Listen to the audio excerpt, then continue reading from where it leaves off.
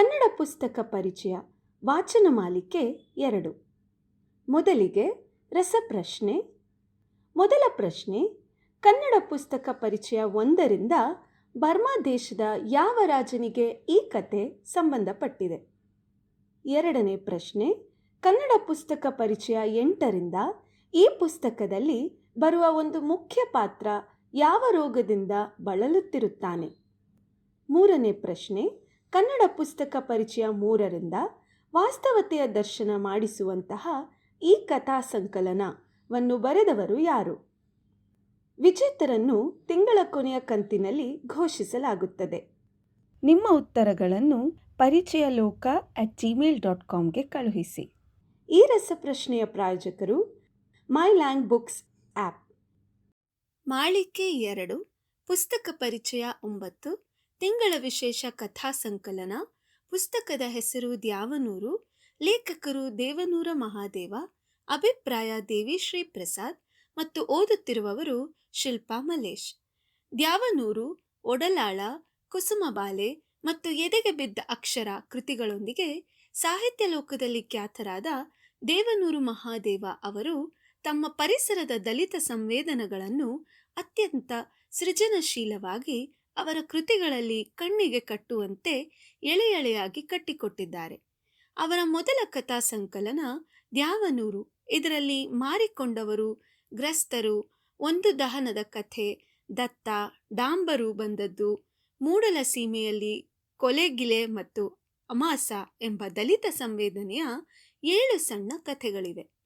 ಈ ಎಲ್ಲ ಕಥೆಗಳಲ್ಲಿ ಮೇಲ್ವರ್ಗದವರೆನಿಸಿಕೊಂಡ ಜನರಿಂದ ತಿರಸ್ಕಾರಕ್ಕೆ ಒಳಗಾದ ದಲಿತ ಜನರ ಬಡತನ, ಹಸಿವು, ನೋವು, ನಲಿವು ಮತ್ತು ಯಾತನೆಗಳ ಚಿತ್ರಣವನ್ನು ಕಟ್ಟಿಕೊಟ್ಟಿದ್ದಾರೆ. ನೆಲಮೂಲ ಪರಿಸರದ ನೋವು, ನಲಿವುಗಳನ್ನು ಕಂಡಂತಹ ಲೇಖಕರು ತಾವು ನೋಡಿ ಅನುಭವಿಸಿದ ಜೀವಾನುಭವಗಳನ್ನು ಯಥಾವತ್ತಾಗಿ, ಅಷ್ಟೇ ಸಹಜವಾಗಿ, ಹಾಗೆ ನಂಜನಗೂಡು ಪರಿಸರದ ಆಡುಮಾತಿನ ಶೈಲಿಯಲ್ಲಿ ಬರೆದಿರುವ ಈ ಕಥೆಗಳು ಓದುಗರಿಗೆ ವಿಶಿಷ್ಟ ರೀತಿಯ ಅನುಭವಗಳನ್ನು ಕಟ್ಟಿಕೊಡುವಲ್ಲಿ ಸಫಲವಾಗಿವೆ. ಇಲ್ಲಿನ ಎಲ್ಲ ಕಥೆಗಳು ಆಸಕ್ತಿಯಿಂದ ಓದಿಸಿಕೊಳ್ಳುತ್ತವೆ. ಮೊದಲ ಕತೆ, ಮಾರಿಕೊಂಡವರು. ದಿಕ್ಕು ದೆಸೆ ಕಾಣದೆ ಗಂಟು ಮೂಟೆ ಕಟ್ಟಿಕೊಂಡು, ಕೈಯಲ್ಲಿ ಬಿಡಿಗಾಸಿಲ್ಲದೆ, ರೈಲಲ್ಲಿ ಟಿಕೆಟ್ ಸಹ ಇಲ್ಲದೆ ಸಿಕ್ಕಾಕಿಕೊಂಡ ಬೀರ ಮತ್ತು ಲಕ್ಷ್ಮೀಯರನ್ನು ತಮ್ಮ ತೋಟಕ್ಕೆ ಕೆಲಸಕ್ಕೆ ಕರೆತಂದ ಗೌಡರು.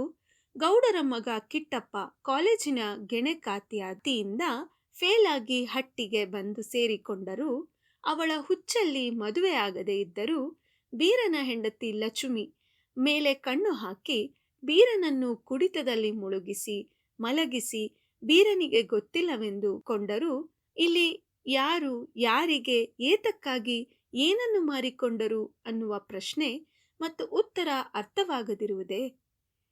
ಕಡೆಯ ಕಥೆ, ಅಮಾಸ. ಹೀಗೂ ಹೇಳಬಹುದೇನೋ ಅಮಾಸದ ಬಗ್ಗೆ, ಕನ್ನಡಕ್ಕೊಬ್ಬನೇ ಅಮಾಸ ಅಂತ. ಈ ಕಥೆಯಲ್ಲಿ ಬರುವ ಮುಖ್ಯ ಪಾತ್ರದ ಹುಡುಗನ ಹೆಸರೇ ಅಮಾಸ. ಈ ಕಥೆ ಓದಿ ಮುಗಿಸೋದ್ರೊಳಗೆ ತಲೆಯಲ್ಲಿ ಎಂದೆಂದೂ ಅಳಿಸಲಾಗದಂತೆ ನೆಲೆಸಿಬಿಡುತ್ತೆ ಅಮಾಸ ಎಂಬ ಹೆಸರು. ಊರು ಅಂದ ಮೇಲೆ ಮಾರಮ್ಮನ ಗುಡಿ ಇರಲೇಬೇಕು. ವಯಸ್ಸಾಗಿ ಗುಡಿಲೇ ನೆಲಕಂಡ ಕುರಿಯಯ್ಯ, ತಂದೆ ತಾಯಿ ಯಾರೂ ಇಲ್ಲದೆ ಅಲ್ಲೇ ಕುರಿಯಯ್ಯ ಜೊತೆಗೆ ಇದ್ದವನೇ ಅಮಾಸ. ಸಂಜೆಗೆ ಮಠದ ಬೆಲ್ಲು ಹೊಡೆದೊಡನೆ ಅಲ್ಲೇ ಕುರಿಯಯ್ಯನ ಕಿದ್ದಂಡೆಯಲ್ಲಿ ಮಡಗಿರುವ ತಟ್ಟೆ, ಗ್ಲಾಸು ತೆಗೆದುಕೊಂಡೋಗಿ ಮಠದಿಂದ ಮುದ್ದೆ ಸಾರು ತಂದುಂಡು ಅಲ್ಲೇ ಮಲಗೋದು. ಮಾರಿಗುಡಿ ಮಾರಮ್ಮನ ಜಾತ್ರೆ, ಅದರ ಸಿದ್ಧತೆಗಳು, ಜಾತ್ರೆಯಲ್ಲಿ ಪ್ರಾಣಿಬಲಿ, ಹುಲಿವೇಷ, ಹುಲಿವೇಷದಲ್ಲಿ ಭಾರೀ ಹೆಜ್ಜೆ ಹಾಕಿ ಗೌಡರ ಕಣ್ಣಿಗೆ ಬೀಳೋ ಅಮಾಸ, ಹೀಗೆ ದಲಿತ ಜನರ ವಿಭಿನ್ನ ಚಿತ್ರಣವನ್ನು ಕೊಡುವ ಈ ಕಥಾ ಸಂಕಲನ ಬೇರೊಂದು ಲೋಕಕ್ಕೆ ಕರೆದೊಯ್ಯೋದು ಖಂಡಿತ. ಓದಿ ಆನಂದಿಸಿ. ಧನ್ಯವಾದಗಳು.